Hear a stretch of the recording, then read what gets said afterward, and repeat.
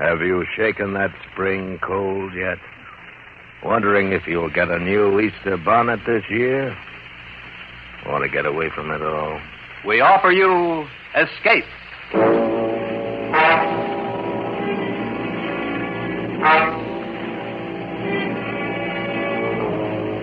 You were aboard a Chinese junk run aground off the coast of Borneo, and paddling toward you are the canoes of the deadly Dayak headhunters. Your powder is wet and your throat is dry, because for you, there is no escape.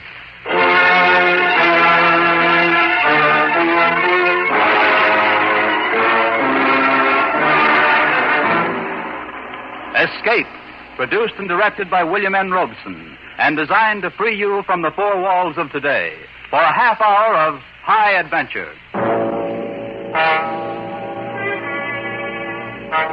Tonight we escape to the Orient of 150 years ago, to the Manila of 1790, in Richard Matthews Hallett's story of a wooden ship and an iron man. Misfortune's Isle.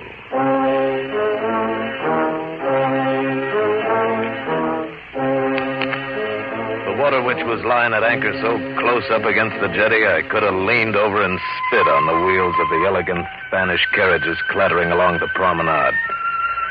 And that's exactly what I felt like doing. I'd been away from Salem for 3 years now. 3 years of sailing a trader brig through the China Seas and south into the Spice Islands.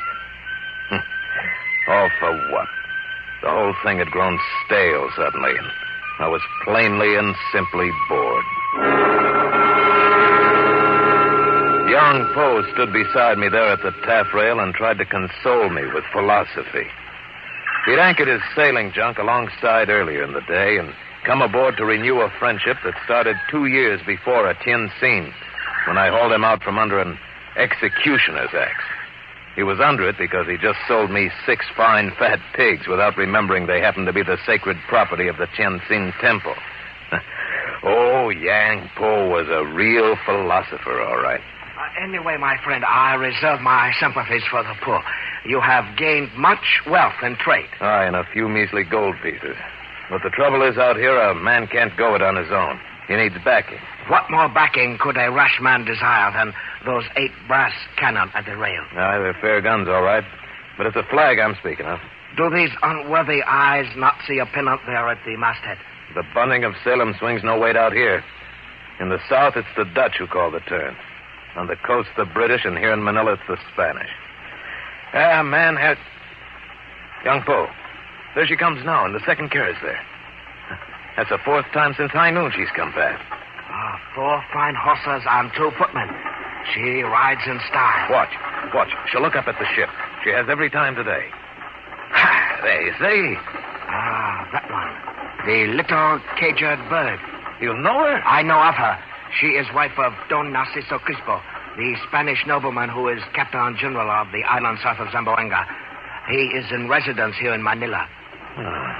She looks very sad. Why is she called the little caged bird? One glimpse of Don Narciso would answer your question better than 1,000 words. She's very beautiful, too. I'll swear she looked back and smiled just then.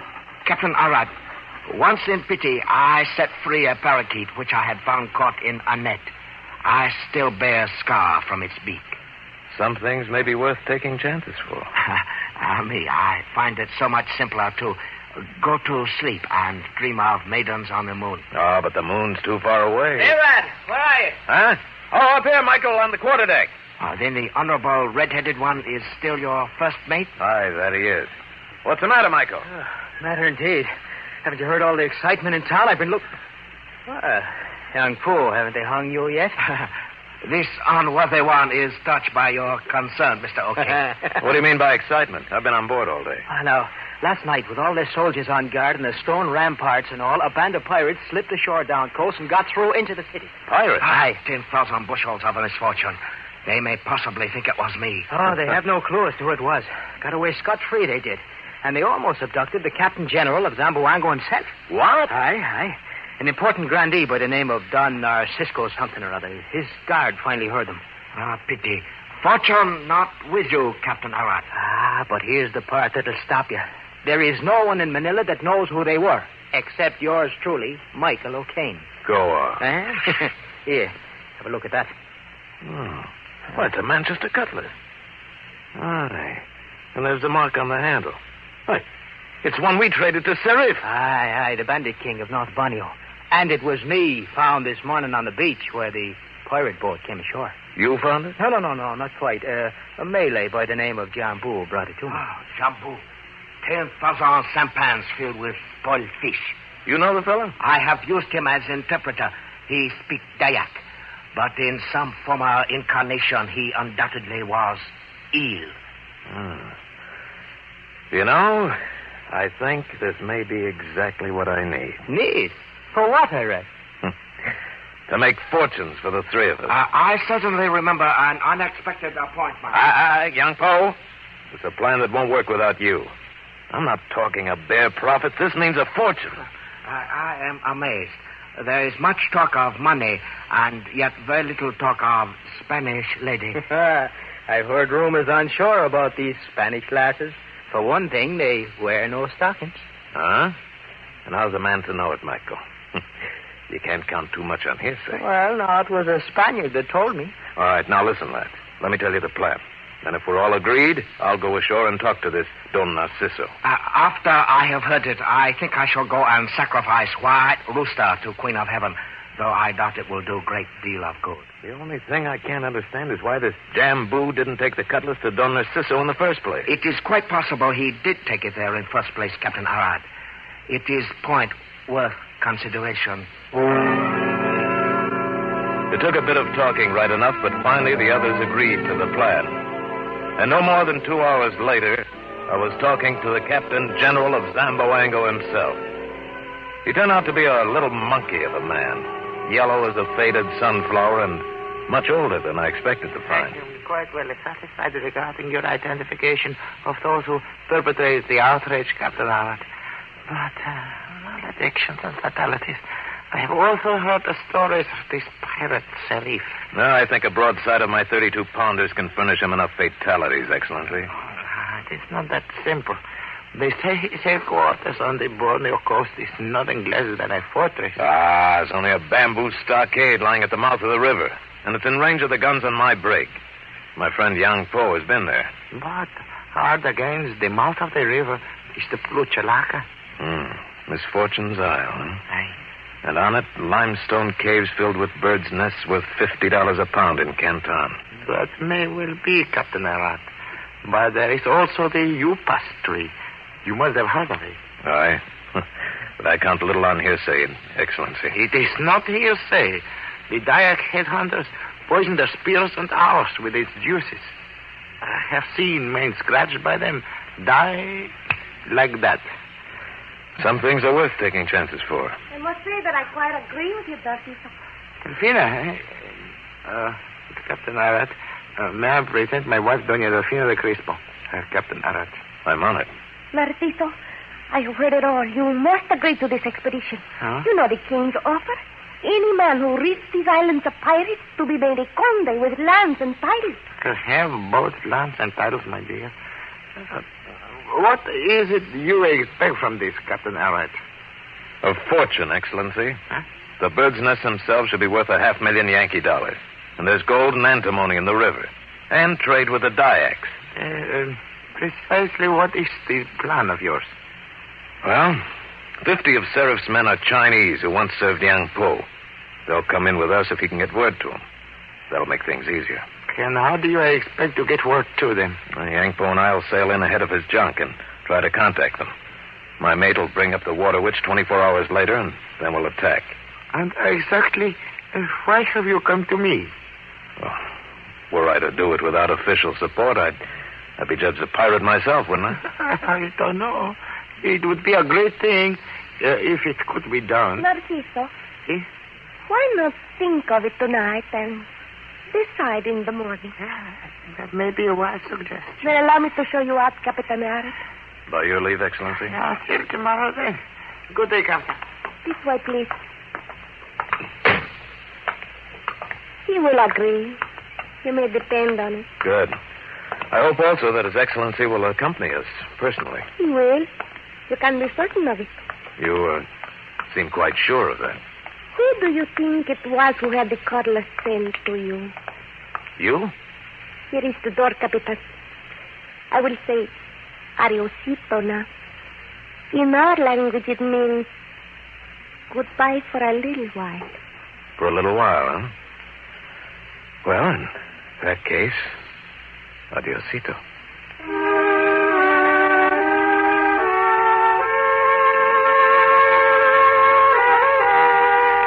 Delfino was right. The next morning, he agreed to it. And 2 days later, we sailed out of Manila Harbor. Don Narciso accompanied me on young Poe's junk, and Michael O'Kane followed at the helm of the Water Witch.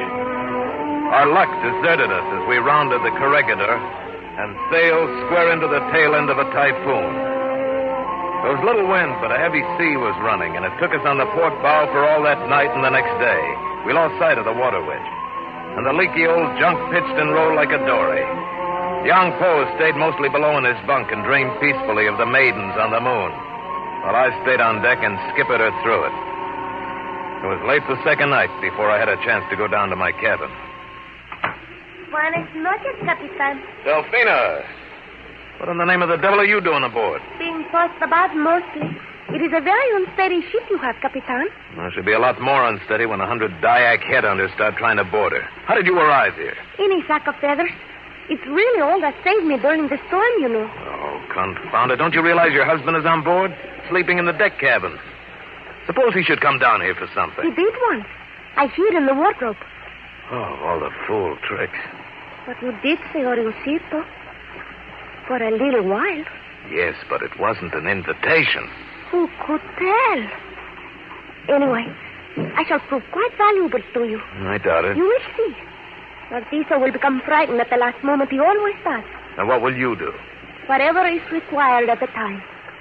I am not afraid of fighting, my Capitan. I have seen it before. Oh, confound it. We had a fortune in our reach, and now you come along and ruin it. You underestimate me. Well, I won't do that again. You are very rude. I meant to be. Why did you marry him? I had no choice. My father was ambitious. Narciso was influential. And did your father realize his ambition? He became a colonel and was killed at Santiago de Chile.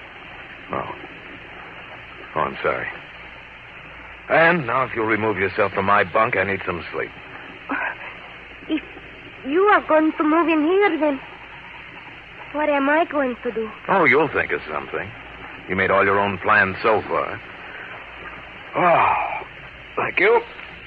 But if my husband sees me, then he may think you brought me on board. Well, in that case, I shall be forced to kill him in the duel. Good night. You are going to sleep? I hope to. Try the shrine of the Queen of Heaven. It's the last cabin in the stern. No one goes there but young Poe, and he'll have to be told about you anyway. Good night. Even when you are rude to me, your mouth is so very sweet. Buenas noches.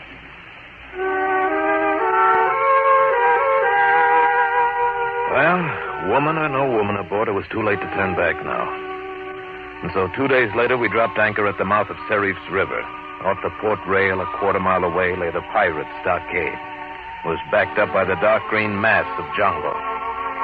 And on the opposite side of the junk, across 100 yards or so of water, was the beach of Misfortune's Isle, sloping back to break sharply on the foot of the limestone cliffs.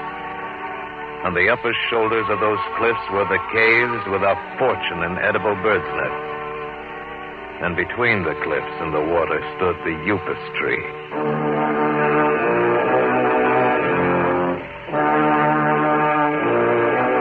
100 legends were told about the upas tree, how its shadow could kill a man, and how the spirit of a white goddess was prisoned in the thick, dark foliage of its top, and how birds that lighted on its branches fell dead to the ground.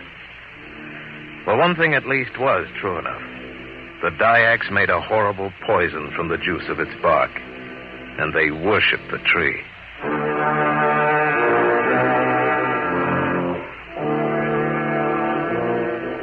Young Po took the renegade interpreter, Jambu, with him and went ashore to pay his respects to Serif. And at the same time was to pass the word to his Chinese friends. It was late afternoon when he came back, and I'd become nearly as uneasy as Don Narciso. Young Po came aboard alone and motioned me to follow him below, saying nothing until we were alone in my cabin. It is my humble opinion, Captain Howard, that heaven favors us with decided lack of fortune. Why? What happened? Serif, most polite. I, most polite. We enjoy most friendly conversation while we both held our knives beneath our robes. All very polite. Well, did you get word to your men? Serif blessed with presence of 200 Dayaks and 50 Malays. My own brethren are unfortunately down the coast for 2 days. Oh, that's a bad piece of luck. But I have news of much worse one. Jambu, that son of 10,000 devils, has deserted us. Deserted us? He has joined Serif. Oh, he'll tell him exactly what we're planning. Do not believe Jambu would do such a thing. Delphina, I told you to stay out of this cabin. Jambu worships me. He's my slave wife. It was he who helped me sleep on board. Oh, so that's why he's done it. He has not deserted. What could he hope to gain by it? You, probably. This unworthy one offers suggestion that we stand out to sea until water which come tomorrow. A fine idea, except for one thing. Your sleepy little sons of heaven left the cable slack. We're grounded on a mud bar with no chance of moving before the tide tomorrow morning. We'll have to stand and fight. Yes, they are so careless. I forgot to tell you, they even neglected to cover powder during storm. The water ruined it. Well, then we'll not even have the 4 cannon. Really matter of slight importance. They only ornaments. They would blow up if we fired them. You could hardly have picked a more suitable time to tell me. Well, we'll fight without them. The impetuosity of youth. I think I sleep for a while and dream of maidens on the moon. Young Po, you'll stay on your feet and start your men boiling kettles of oil and piling rocks by the rail. It would be so much pleasanter to die in one sleep. If I know Serif, he'll not attack until nearly midnight. Delphina, can you swim? I can do anything. Primarily, I want to know if you can swim. I can. Good. Young Po, I'll be back and help you in an hour, but I have a job to do first. Come along, Condesa.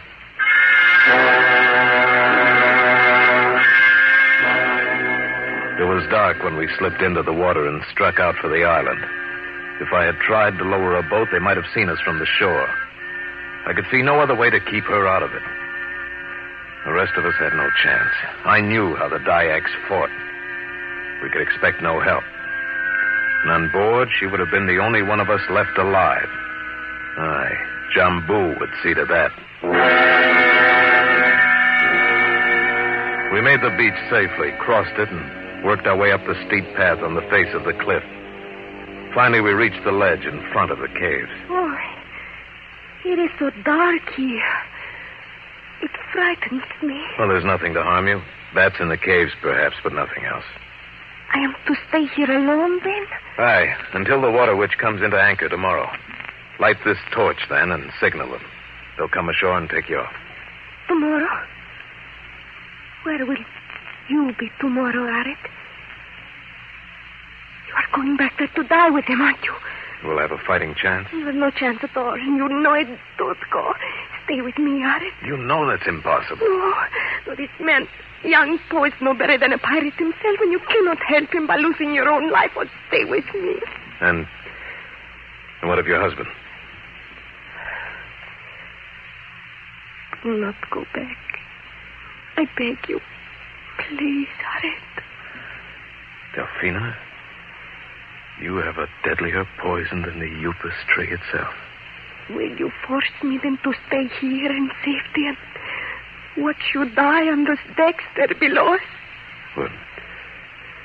Will it make so very much difference to you? So much that I would not care to be alive tomorrow. In Manila, I hated my life. I prayed for earthquakes, pirates, death, anything. But now I pray only that you may live through this night. Delphina,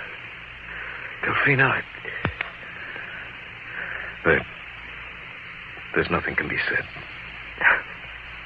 Leave then, if do. Kiss me. Delfina. Buenas noches, precioso. Adiosito. Adiosito. For a little while. Had I stayed there one moment longer, I should never have left her.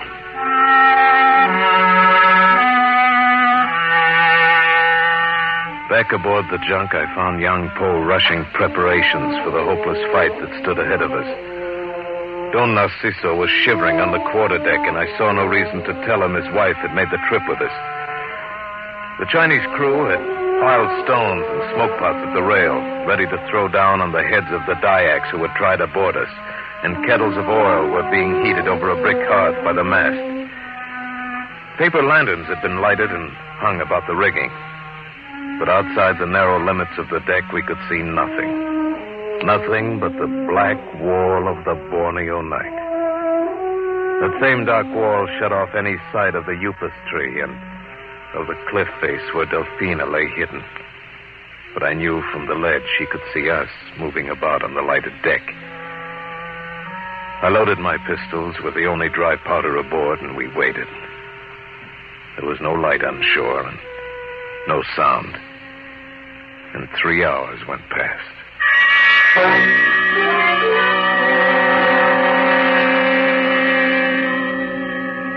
Senores, have all possible measures been taken? My venerable Captain General, I have offered incense and rice to Queen of Heaven. If our enemies prevail after that, then we have mistreated them in some former life. I go below to sleep. Sleep? And who is to give orders to your men? They give them to one another, Excellency. They are all commanders in their own right. We may perhaps meet later in third or fourth heaven. With powder, a trader aboard, and the ground of the ship. I might warn you before the attack starts, Your Excellency. Stay away from the rail, at least until after the smoke pots are thrown. Oh? The Dyaks use bamboo poles with iron hooks on the end, and well, they can reach up and drag a man over the rail easier than picking coconuts. Captain Arat, perhaps we could surrender. Make peace somehow. They'll take no surrender. They want our heads. Look! They're on us! Young Paul, on deck! Here they come! What's the rail, Your Excellency? Use your cutlass if a head comes over the side and look out for the hook. Sir, Dyak warriors had run their boats in against the sides of the junk, and now we're pushing their murderous hooks over the rail. The Chinese crew is fighting like madmen, tossing over smoke pots, smashing those heavy rocks down on the heads of the pirate mob, pouring out smoking kettles of boiling oil. And the whole curtain of night was torn by the screams of agony. Captain Arat, we find ourselves suddenly without smoke pots or soothing oil, and rocks are nearly gone. They'll be swarming aboard us in another 2 minutes. Where's the Captain General? He has retired to cabin. It would be uncharitable to say he hides there. Well, a lot of good it'll do him. What happened? Young Poe. They're on the island. Look. It would appear top of sacred upas tree has burst into flame. The great flaming torch of the tree spread into full bloom and leaped up to the heavens, lighting the whole sea around us. And everywhere about us, screaming in hoarse terror, the Dyaks drew off in their boats and stared at the blazing death of their sacred tree. And then in full view on the glaring face of the cliff, the beautiful and weird figure of a woman, hair streaming behind it, swung slowly out from behind the flame, and up, and then disappeared over the ledge in front of the cave. And at the sight of their white goddess escaping from her prison in the tree, the Dyaks broke in panic and turned their boats and raced for the shore. And while I thought of the signal torch I'd left with Delfina, suddenly the battle was over. 10,000 bushels of unexpected good fortune. The little parakeet has saved our worthless lives. Aye, then you recognize her. These venerable eyes have never looked upon sight more fair. I shall address her hereafter as Princess of Heaven. And I think perhaps another recognized her also. Caramba, did you not see it? That was Delfina. It was my wife.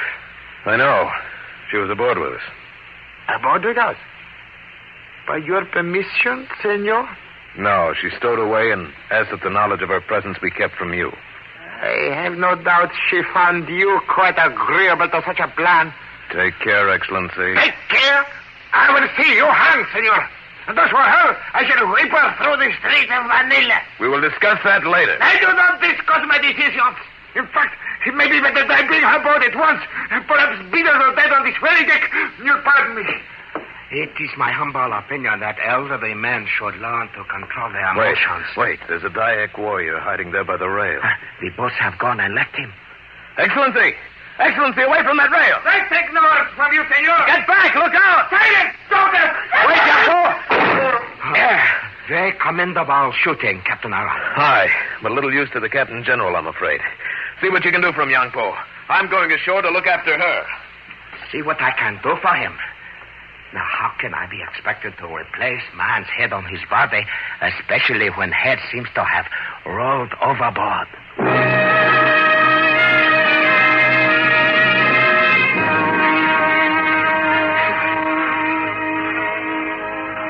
There's not the least bit of use in giving me a poet's blind, you old reprobate. It was nothing but pure luck that kept me from sailing in here this morning and finding nothing but your heads all a-smoking in a row. Life moves only according to dreams of Queen of Heaven, Mr. O'Kane. Not to mention, of course, those of Princess. Oh, that Spanish lass, eh? And quite a one she's turned out to be. I plan to devote the remainder of my unworthy life to rescue of small birds from nets. Now, that's a silly way for a grown man to spend his time. Oh, come in, Arad. I've been wondering where to find you. I was charting the course. Well, we can sail in the morning. Both ships are nearly loaded. Good. We'll head for Canton. Young Po, this friend of yours there, this Hong Qua, do you think he might have some good quality of silk to trade? It is possible. Silk is it now? And what will you be wanting silk for, Arad? Well, it's not silk. I mean, not exactly. Come, man. It's what? If it's not silk, Arad, then what is it, huh? Oh, all right, Michael, if you have to know everything. I want to trade with him for a dozen pair of silk stockings.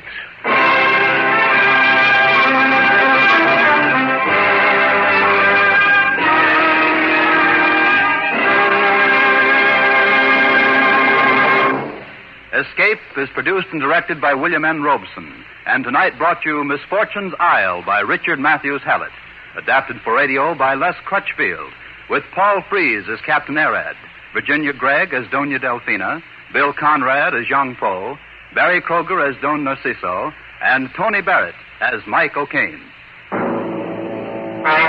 Next week, when you're tired out from doing nothing all weekend, when Blue Monday stares you in the face, next week at this time when your problems seem just too much for you, we offer you Escape.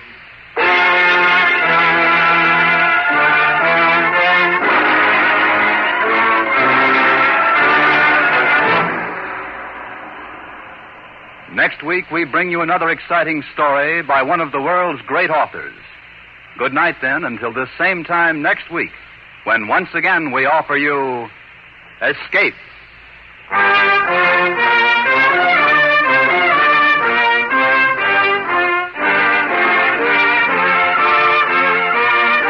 This is CBS, the Columbia Broadcasting System.